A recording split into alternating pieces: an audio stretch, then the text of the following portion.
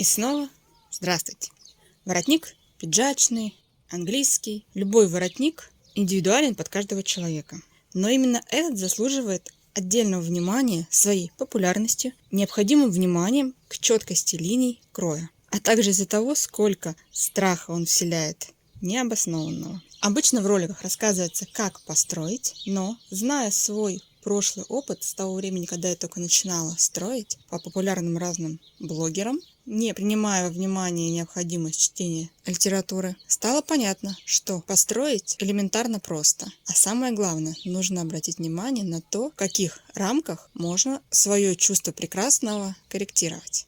Есть классические образы, они заложены теми или иными параметрами внешнего вида. Но при определенном желании все-таки хочется учитывать иногда некоторый классический стиль, выдерживать его направление, для того, чтобы хотя бы научиться правильно строить, а дальше уже можно как угодно лавировать. Итак, вначале как классически выглядит вариант воротника, более жесткий, есть более мягкий женский вариант, жакетный и абсолютно разные другие варианты. Лацкан – это перегиб ткани по прямой линии, то есть надо задать одну точку ниже горловины, одну точку на плече, чтобы определить перегиб лацкана. Форма края лацкана свободная. Широкий, короткий, остроугольный апаш. Одной линией свободный, узкий, длинный шаль-воротник.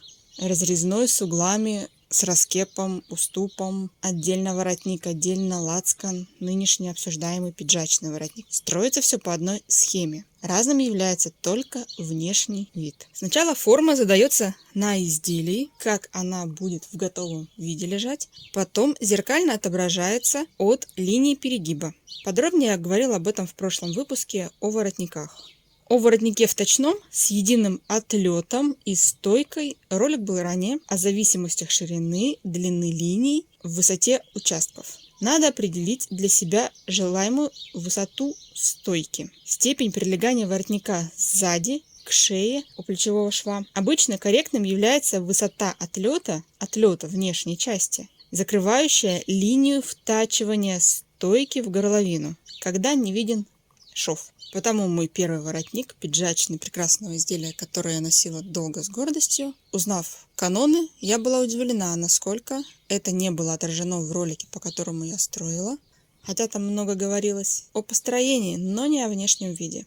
И я с досадой узнала, что каноны не были соблюдены. Немаловажным для облика является глубина уступа, насколько воротник соединяется в раскеп с лацканом. Также у меня есть минутный ролик о том, что значат все эти слова. Степень прилегания к шее может быть различна. Горловина в данном случае называется открытая, в зависимости от ширины бортов, их степени захода друг на друга, длины отворота, разная глубина открытости. Считаю важным в красоте воротника линию прилегания отлета к плечам. Она зависит от длины внешней линии отлета. Спокойно расположенный воротник, более отложной, расслабленный или напряженный, с более короткой линией, внешне выпуклый, отстающий. От того, что воротник цельнокроенный, степень прилегания не может быть сильной при очень расслабленном, удлиненном отлете.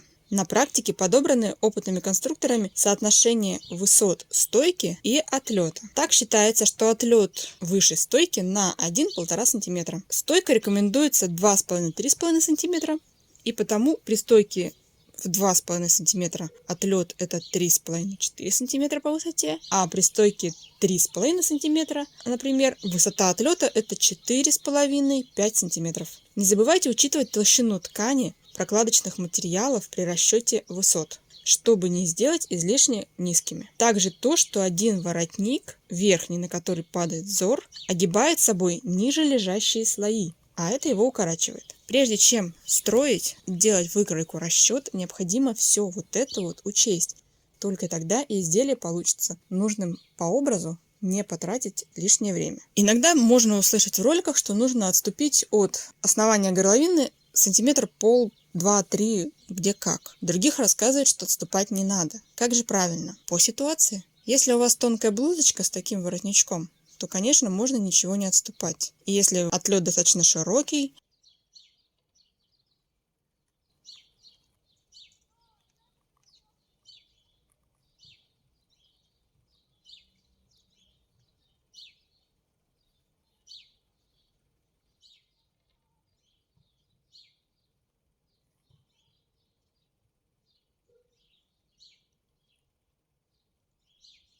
Ничего въедаться в шею не будет. Если это пальто, под которым пиджак, рубашка, много слоев внутренних, конечно, надо отступить, потому что куда-то все эти слои нужно девать между шеей и воротником, поэтому отступ делается. Так что только вы знаете, отступать от линии горловины или нет. А может быть, просто для образа нужно увеличить, а может быть, для образа нужно сильное прилегание. Только вы решаете это дело. Далее, есть рекомендации по гармоничному соотношению ширины и высоты лацкана, длины раскепа, длине воротника. Проще увидеть это в изначальном положении лацкана.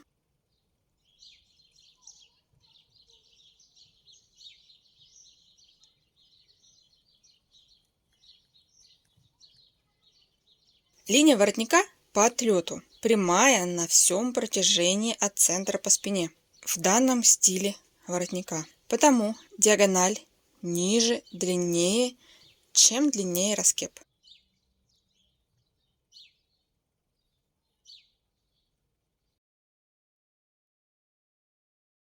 Если позволяет материал, можно и лучше произвести ВТО для дополнительного изменения соотношения линий. Если происходит оттяжка линий, необходимо корректировать длины деталей.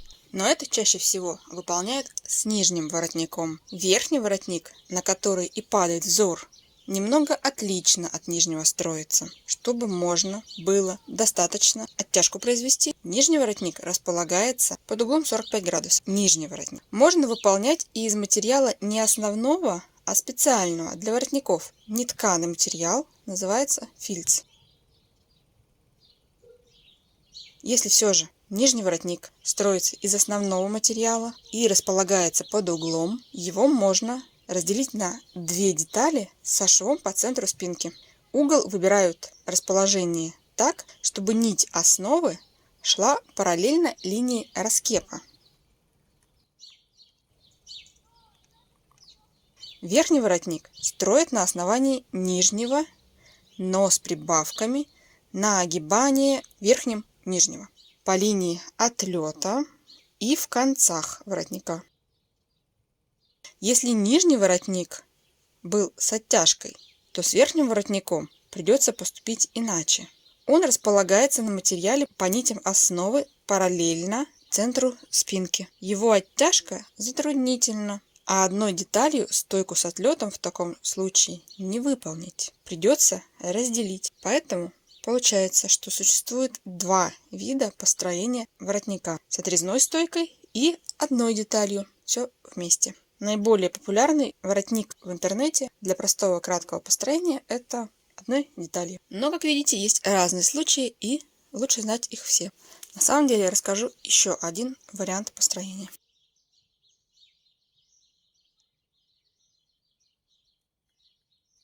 Итак, первое – это одной деталью. Нужно отметить линию борта, положение верхней петли.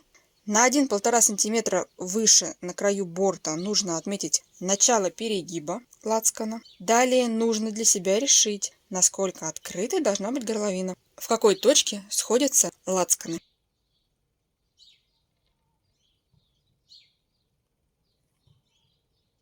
Для этого на линии центра отметить зрительно желаемую точку. Надо определиться с высотой стойки. От линии горловины на плечевом шве нужно отложить к центру изделия высоту стойки. Напоминаю, от линии горловины либо базовый, либо измененный ваш. И эти точки, начало перегиба лацкана на краю борта, центр раскрытия горловины и высота стойки должны лежать на одной линии. Если все устраивает, то оказывается на данной линии перегиба лацкана лежит начало раскепа. Но это уже формальность. Больше он или меньше, есть он вообще или нет, это по желанию. Раскеп – это видимая часть шва между лацканом, переходящим в изделие, и воротником. От линии горловины по линии плеча в сторону конца плеча отложить разницу ширины отлета со стойкой. Или от конца стойки всю ширину отлета. Кому как удобнее. Потому на вопрос, когда задается иногда, для чего сначала расширяем горловину, а потом эти сантиметры откладываем обратно в сторону. На самом деле расширение горловины, как я сказала, может быть, может его не быть. А вправо в сторону, если выкройка вся слева, откладывается высота стойки, а от нее в обратную сторону высота отлета. Далее. Видя отлет по спинке, начало раскепа, начертить желанную линию воротника. Воротник по спинке. Нужно замерить длину горловины, отложить на линии перегиба лацкана прямой угол по центру к вертикали для соединения в ровную линию с другой половинкой воротника. Если оттягивание невозможно, к плечу округлить линию втачивания для удлинения отлета. Чем больше округление, тем ниже стойка. Отлет шире, спокойнее лежит на плечах. То есть либо линия втачивания и линия отлета оттягиваются по материалу, как обсуждалось подробно выше, либо идет округление конструктивное. Это два варианта, когда строится одной детали. Как распадается один и более вертикально собран меньший наклон воротника. Конструктивно неоттянутое исполнение будет более смягченным, как в прошлом ролике, с цельным изделием по полочке воротника. Этот же обсуждаемый пиджачный вариант оттягивают и по линии втачивания, и линии отлета, сохраняя линию перегиба изначальной, запланированной. Линия втачивания оттягивается совсем немного, не более 5 мм. Этого достаточно для смягченного перехода и большего прилегания к шее. А отлет, внешний край воротника, может быть оттянут больше, до 1,5 см, в зависимости от ткани. Главное проверить, что по линии перегиба линия лацкана будет прежней. Если заранее на материале проверить возможность оттяжки, то длина линии втачивания строится с учетом этого опыта. Нужная длина получается из более короткой линии после оттяжки до нужного уровня. Если нужно без оттяжки и смягченный вариант, более жакетный, не подходит, то строится отрезная стойка. От линии перегиба лацкана деталь нижнего воротника делится на две части. Стойка и отлет, и они конически раздвигаются для увеличения линий. Стойка по линии втачивания воротника в горловину, а отлетная часть по внешней линии отлета. Есть и более мягкие варианты воротника, про которые я сказала, жакетные, но именно внешняя форма, нет раскепа, внешние линии могут быть абсолютно разных форм, округлые, составные, несколькими материалами, мягкие, широкие по отлету, стойка еще меньше по высоте, отлет шире. Один из самых важных секретов, которые упускают многие в начале, это то, что корректный вид и форма построенного участка изделия, всего изделия, будет только при связи конструктивного построения и ВТО. Не застаивание швов, не красота линий в технологическом исполнении, а именно влажно-тепловая обработка чаще всего является необходимым заключительным элементом для создания как нужных длин, короче или длиннее, так и формы, которых исключительно только конструктивными приемами порой не добиться. Ну а если есть что обсудить по данной теме, приглашаю вас в комментарии. На этом сегодня все.